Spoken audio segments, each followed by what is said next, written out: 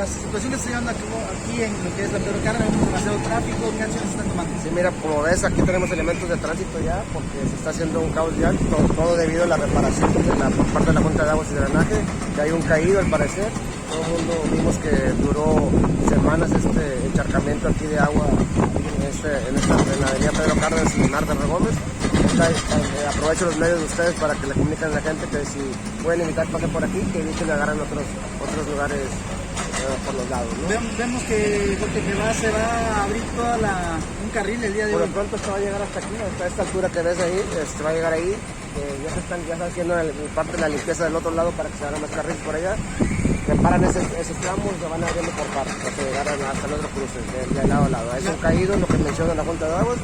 Desconozco yo esos términos, pero pues ya una vez que esté de tubería nueva, pues ya va a correr el agua para acá. La circulación se va a interrumpir el carril de sur a norte. Así es, se va a interrumpir de sur a norte en este momento por estos días. La reparación están hablando que es de 2 días, van a estar trabajando noche y días. ¿Qué días pueden tomar los ciudadanos para entrar a la ciudad? Pues dar vuelta para la Marta Gómez, agarrar la avenida del Niño y salir más adelante. Van a tardar, pero va a ser más continuo el tráfico que aquí en el embotellamiento que está haciendo, ¿no? ¿Se va a cerrar por completo el carril? No, nomás se deja un carril. Se va a dejar un carril de sur a norte.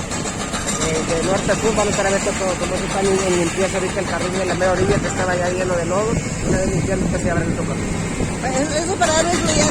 Se estaría dando alternativa para que se hiciera un carril de sur a norte. ¿De qué lado? No es conveniente. Ya lo analizamos ahorita con los compañeros y los comandantes en turno y no es conveniente.